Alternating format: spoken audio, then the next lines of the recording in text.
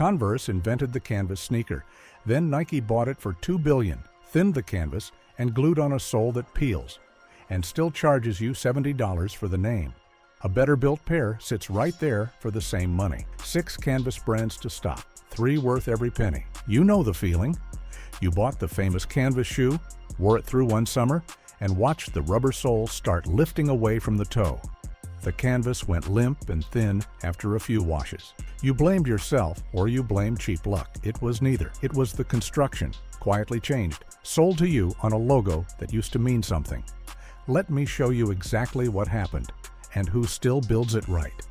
Here is the pattern you're about to see 9 times. A brand invents or perfects a simple canvas shoe. A conglomerate or a luxury house buys the name.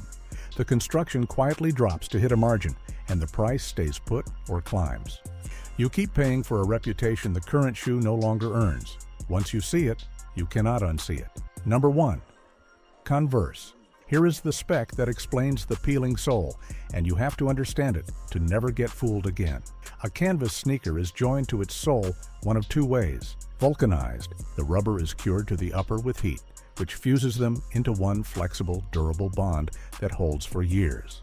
Or cemented, the sole is simply glued on, the cheap way, and glue lets go. Converse invented this category. The All-Star arrived in 1917.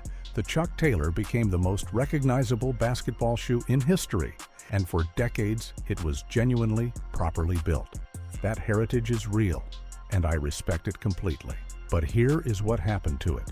In 2003, Nike bought Converse for around $305 million.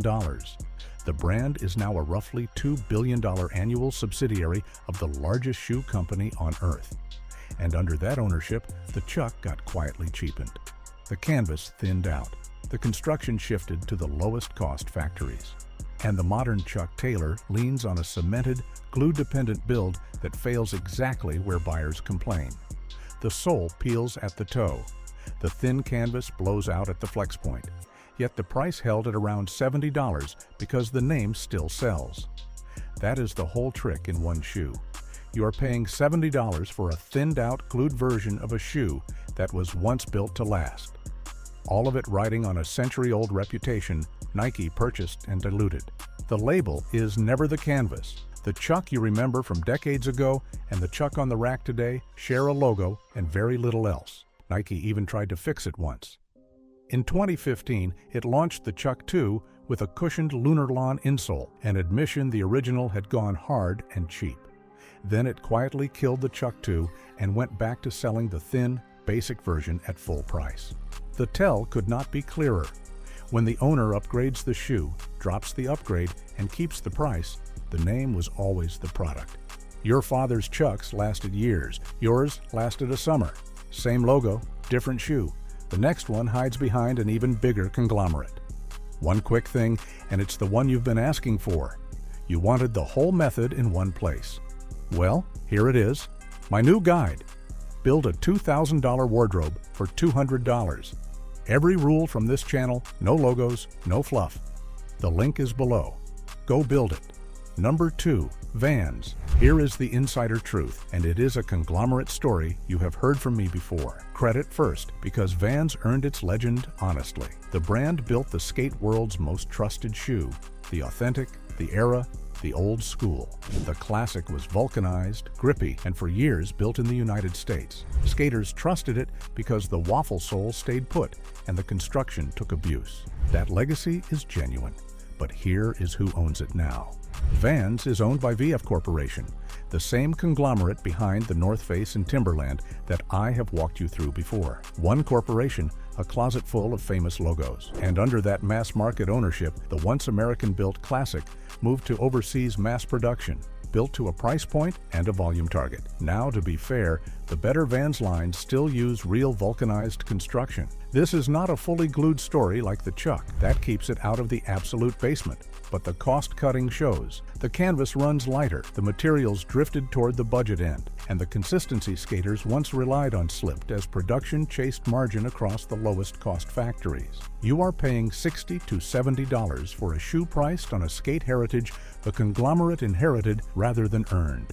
The vulcanized sole, when you get the genuine version, is the one redeeming spec. So if you buy Vans, buy the classic vulcanized make and inspect it. The lifestyle fashion lines water it down further. The smart guy reads the construction stamp, not the heritage marketing. A real vulcanized canvas shoe exists at this price from makers who never sold out to a conglomerate. Here is the heritage worth knowing. Paul Van Doren started the company in 1966 in Anaheim, making shoes right there in the shop. The waffle outsole he developed became the grip skaters built a culture on. That shoe was vulcanized and made in California. The modern old school, around $70, is a different production animal. Same silhouette, outsourced build. And the lifestyle lines tell on the company. The fashion collabs and the platform versions drift furthest from the skate-tested original. More logo, less waffle. The next one has been trading on its name longer than almost anyone. Number 3. Keds. Let me give you the history, because this name started it all, and that makes the decline sting. Keds arrived in 1916. It is, by most accounts, the original mass-market canvas sneaker, the shoe that gave us the word, the rubber sole quiet enough to sneak around in. For a long stretch of the 20th century, it was a genuine, sensible, well-built canvas shoe that generations grew up in. That heritage is real and worth honoring. But the century since has not been kind. The brand has been passed between corporate owners like a used asset. It survives now on name recognition rather than construction. The modern Keds is a thin, lightly built canvas shoe. Cemented construction, lightweight canvas, materials chosen to hit a budget price. All while the brand trades on 100+ years of familiarity. Now, in fairness, Keds is not wildly overpriced the way the designer names are. It sits in a modest price band, and for a casual, occasional wear shoe, it is not a scandal. That is why it ranks here in the middle rather than near the worst. But understand the value equation. You are buying a thin, glued shoe on the strength of a 1916 legacy the current product does not live up to. The name is doing the work the construction used to do. The label is never the canvas. A century-old reputation cannot stitch a sole that holds. The smart guy knows the difference.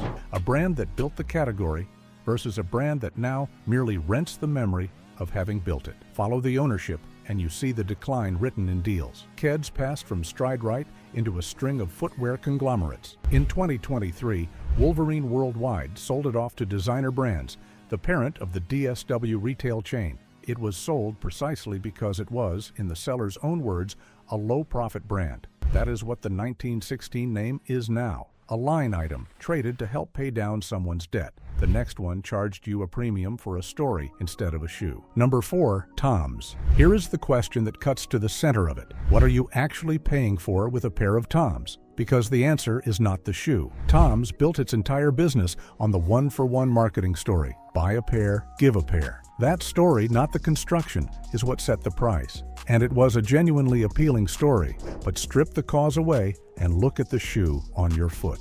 A Toms is a thin canvas slip-on with a basic lightweight build, modest canvas, a simple cemented sole, the kind of construction that belongs at a budget price, yet it's sold and still sells at a premium over what the shoe physically is. The marketing carried the value the cloth and rubber never could. To be fair, the slip-on is comfortable, light, and fine for casual warm weather wear. And the charitable model did real good in the world. I will not pretend otherwise.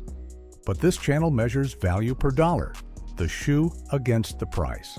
On that count, Toms asks you to pay for a narrative rather than a construction. The canvas is thin, the sole is glued. The durability is limited. You are funding the story, and the story is admirable. But it is not a vulcanized sole, and it is not built to last seasons of hard wear. The smart guy can admire the cause and still read the shoe honestly. And the shoe is a budget build at a premium price. And the company behind it tells the rest.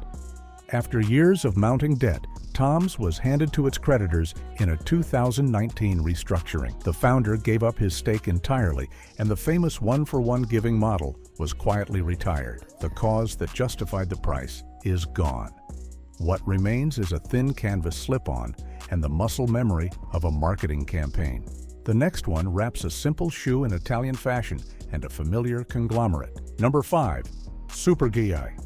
Let me put this one in a direct comparison because it is the cleanest way to see the markup. Superga is genuine Italian heritage. The 2750 is an icon, a simple, clean, vulcanized canvas shoe worn for generations. I will credit that legacy fully. The construction here is actually decent, properly vulcanized, real cotton canvas, the honest bones of a good canvas shoe.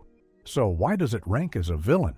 The ownership and the price. Superga is now owned by BasicNet, the same Italian group that owns Sebago, the boat shoe brand I covered, and Kappa, the same portfolio play. And under that fashion brand positioning, a simple vulcanized canvas shoe that is cheap to produce sells for $60 to $80, priced on the Italian fashion image and the brand name. Here is the comparison that matters. Set the Superga against the trust brands coming up. Makers selling an equally vulcanized, organic canvas, natural rubber shoe at the same $60 to $90 money. Better materials, no fashion markup baked in. Suddenly, the Superga premium is exposed. You are paying the same price for a similar construction plus a fashion brand tax, minus the upgraded materials the honest makers give you. The vulcanized build is real, which is why this is the mildest villain on the list. But you can get the same construction and better cotton and rubber for the same money without the BasicNet logo premium. Look at the 2750 Kotu Classic, the one everyone knows. It is a fine vulcanized shoe with a thick cotton tape sole, but it sells around $65 to $80 on an Italian fashion image.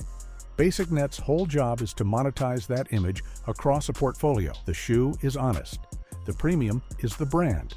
The next one is the logo tax in its purest, most absurd form. Here is the verdict, and it is the same one I delivered on a $1,000 t-shirt in the ranking video. Gucci, Balenciaga, Saint Laurent, the luxury houses all sell a canvas and rubber sneaker, and they sell it for $600, $700, $900 and beyond. Now look at what that shoe physically is. Cotton canvas, a rubber sole, the two joined together. The same fundamental materials as a $15 shoe, canvas and rubber that cost the maker a few dollars to produce. There is no exotic engineering hiding in a designer canvas sneaker. It is not vulcanized through some secret superior process. It is a simple shoe wrapped in a famous logo and sold at a markup so steep it stops being about footwear at all. This is the absolute logo tax, the pure form, the floor of value per dollar in the entire canvas category. You are paying $800 for a few dollars of canvas and rubber and a name stamped on the side. As always, if you want the luxury statement, buy the statement with open eyes. But do not tell yourself you bought a better shoe. You bought a logo glued to the same canvas and rubber everyone else uses. The smart guy looks at a $900 canvas sneaker and sees a $15 shoe with a marketing budget. Put real numbers on it. A Gucci canvas tennis shoe runs around $700. Balenciaga's canvas pairs sit in the same range, and one deliberately destroyed, pre-distressed pair made headlines near $2,000 for canvas and rubber. The markup is not covering craft, it is covering the name and the runway. It is the Balenciaga tee from the ranking video in shoe form. A few dollars of material, a four-figure price, and a logo doing all the lifting. But the real thing, the properly built canvas shoe, never went away. It is still being made, vulcanized and stitched by makers who never chased the logo. Here are three that earn the money. First, Novesta. Here is the spec shock that resets your expectations. Novesta is made in Europe, in Slovakia. It has been producing canvas footwear for the better part of a century on its own machines in its own factory. This is the connoisseur's value pick, and the construction tells you why. Organic cotton canvas. Heavier, more substantial than the thinned-out famous names. Natural rubber soles, not cheap synthetic compound. And properly vulcanized construction. The rubber is cured to the upper with heat into a bond that holds for years instead of peeling at the toe by summer's end. All of that made in Europe for around $80. Stop and compare that to the Chuck, $70 for thin canvas and a glued sole built at the lowest cost factory. $80 for heavy organic canvas, natural rubber, and a real vulcanized bond made in Europe. That $10 difference buys you a fundamentally better built shoe. The difference between a shoe you replace every year and one that lasts. This is exactly the pair that sits right there for the same money, the one the locked hook promised you. The smart guy who stopped buying the glued famous name found Novesta and never looked back. The Star Master is the model to know. It has been made in the same Slovak factory since 1939 on the brand's own vulcanizing line. You feel the difference the moment you flex it. Heavier canvas, a denser natural rubber sole, a shoe that breaks in instead of breaking down. The label is never the canvas. And here the canvas is the whole point. The next one comes from Japan, and it is built like an heirloom. Second, shoes like pottery. Here is the insider one, and the name is literally the process.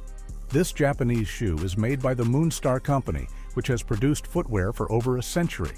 It uses a traditional vulcanization method so distinctive it gave the brand its name. The finished shoes are placed in a kiln, an oven, and the rubber is cured with heat exactly the way you would fire pottery.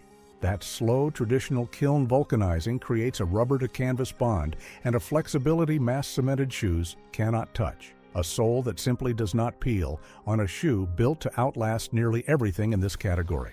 The canvas is substantial. The rubber is natural.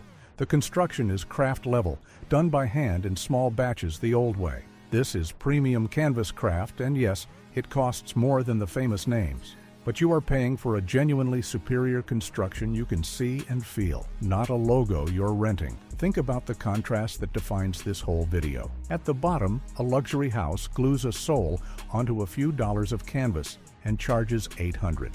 Here, a century-old Japanese maker fires the rubber in a kiln by hand to build a sole that lasts a decade and charges a fraction of the designer price. One sells a logo, the other sells a shoe. The smart guy knows which one his money should follow. The process even has a name, Cariuma, the slow kiln firing that cures the rubber. It is why the white foxing band on these shoes carries a faint, hand-finished irregularity. Machines do not make that. These run around $90 to $110, and they outlast shoes at triple the price. You buy one pair and stop buying canvas sneakers for a decade. That is the math the famous names hope you never do. The next one is the value champion most buyers can actually reach today. Third, Cariuma. Here is the verdict, and it is the accessible payoff this whole climb has been building toward. Cariuma is the honest Converse alternative, the shoe to buy instead of the glued Chuck, available right now, around $90. The construction is everything the famous name abandoned. Organic cotton canvas, heavier and more durable than the thinned-out Chuck. Natural rubber,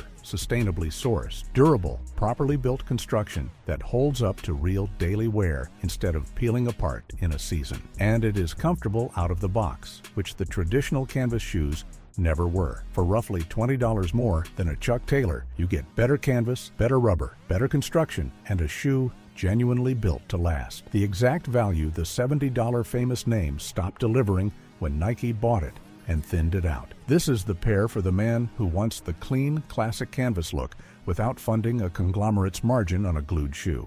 It is the accessible champion, not the absolute pinnacle like the Japanese kiln-fired craft, but the best real value the everyday buyer can reach and wear tomorrow. The smart guy reads the construction. He sees organic canvas, natural rubber, and a sole that holds, and he pays the same ballpark money the famous name charges for far less shoe. The OCA Low is the one to start with, around $89. Organic cotton canvas, a natural rubber sole, a cork and mimona seed insole, comfortable from day one. The company plants trees in the Brazilian rainforest for every pair. None of that is the point. The construction is the point, but it is a long way from a glued Chuck. For the man rebuilding his wardrobe on the channel's method, the canvas sneaker line is solved right here. The label is never the canvas. Cariuma is the canvas done right at a price you can say yes to. So here is the whole thing in one breath. Read the construction, vulcanized or stitched holds, cemented and glued peels. Read the rubber, natural lasts, cheap synthetic cracks. Read the canvas weight. Heavy organic cotton outlives thin budget cloth. The logo never tells you whether the sole will hold. Do that, and the famous names stop fooling you. A vulcanized shoe from a maker you have never heard of will outlast a glued one with a logo you have known your whole life. Every time. I'm Bill. I read the canvas, not the logo. And the guide so many of you asked for is finally here. Build a $2,000 wardrobe for $200. Every rule from this channel in one place, linked below. If you missed our breakdown on the shoe brands, you must stop buying. It's linked below at 232,000 views. And our video on the luxury shoe brands to never buy covers the same pattern at 160,000 views. Subscribe. This channel reads the canvas, not the label.